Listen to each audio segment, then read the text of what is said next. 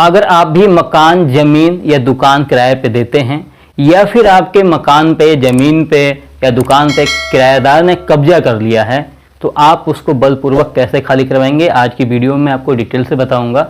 लेकिन इससे पहले मैं आपसे निवेदन करूंगा, अगर आप चैनल पे नए हैं, चैनल को सब्सक्राइब करके बेल नोटिफिकेशन ऑन जरूर कीजिएगा। जब भी हम कोई वीडियो अपलोड करें उसका नोटिफिकेशन सबसे पहले आप तक पहुंचे, आप उस वीडियो को सबसे पहले देख सके। तो दोस्तों, अगर किसी व्यक्ति ने आपके ज़मीन पे या आपके दोस्त की ज़मीन पे या आपके भाई की ज़मीन पे या फिर आपके पड़ोसी की ज़मीन पे कब्जा कर लिया है, तो आप कैसे बताएंगे कि वो उस ज़मीन को बलपूर्वक खाली करवा सकते हैं? या फिर अगर ऐसी घटना आपके साथ में घटी है, आपके ज़मीन पे, आपके मकान पे, आपके दुकान पे किसी व्यक्ति ने कब्जा किया है, तो आप उसको बलपूर्वक कैसे खाली करवाएंगे और सुप्रीम कोर्ट का इस पर क्या फैसला है, ये सब चीज़ें आपको स्टेप बाय स्टेप बताऊंगा। बस आप इस वीडियो के अंत तक बने रहिए।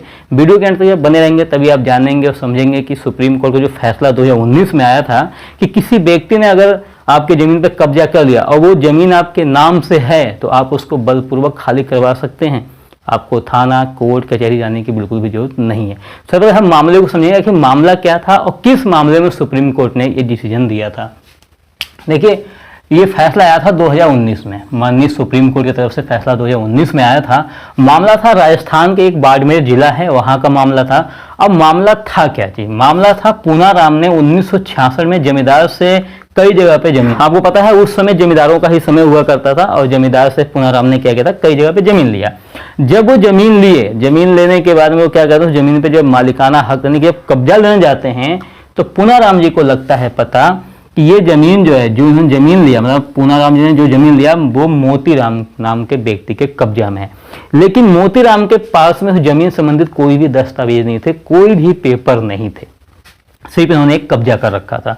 अब पूनाराम क्या करते हैं, पूनाराम कब्जे के लिए केस कर देते हैं। पूनाराम क्या करते हैं कि मोतीलाल के विरुद्ध में कब्जे के लिए केस करते हैं, जिसमें क्या होता है कि जो ट्रायल जो कोर्ट होता है, ट्रायल कोर्ट पूनाराम के पक्ष में फैसला करता है। पूनाराम के पक्ष में फैसला इसलिए करता है क्योंकि पूनाराम ने जमीन को खरीदा था, उस जमीन में जितने भी दस्तावेज थे वो सब पूनाराम जी के पास में कंप्लीट था, ठीक है।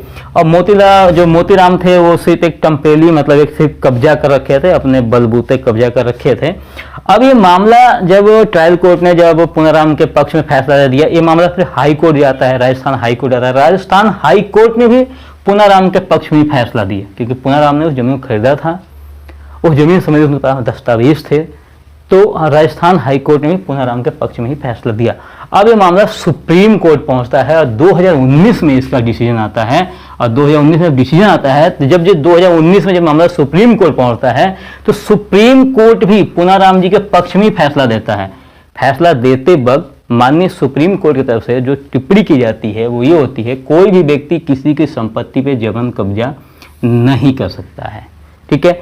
ये माननीय सुप्रीम कोर्ट का डिसीजन है। लेकिन दोस्तों, यहाँ पे समझने की बात यह है कि कभी भी कमजोर वर्ग का व्यक्ति किसी हाई लेवल के व्यक्ति के जमीन पे कब्जा नहीं कर सकता है। मतलब कमजोर वर्ग के व्यक्ति का जो जमीन होता है वो हमेशा हाई लेवल के व्यक्ति ही कब्जा करते हैं। इनसे जब भी अगर आपके जमीन पे कोई व्यक्ति अगर जो कब्जा कर रखा है, तो आप सिविल कोर्ट में मुकदमा दायर करके अपने जमीन को आप वापस ले सकते हैं। अगर आप संपन्न हैं, अगर आप बलपूर्वक जमीन को खाली करवा सकते हैं, तो माननीय सुप्रीम कोर्ट का 2019 में फैसला आया था कि आप बलपूर्वक अपनी संपत्ति को खाली करवा सकते हैं, आपको कोर्ट केस करने की कोई भी जरूरत नहीं। ये आप जरूर ध्यान रखिएगा कि अगर आप बलपूर्वक अगर संपत्ति अपनी खाली करवा रहे हैं, तो सामने वाले का जनधन का नुकसान नहीं होना चाहिए। ऐसा ना हो कि आप बलपूर्वक का मतलब ये ना हो कि आप जाकर के उसको मार दें, ऐसे करने का नियम नहीं है। तो उम्मीद करता हूँ ये फैसला और जानकारी आपको काफ़ी अच्छी लगेगी। जानकारी अच्छी लगी तो वीडियो को लाइक कीजिएगा, चैनल को सब्सक्राइब कीजिएगा। मिलेंगे नेक्स्ट वीडियो में किसी बेहतरीन टॉपिक के साथ, तब तक के लिए जय हिंद, जय भारत।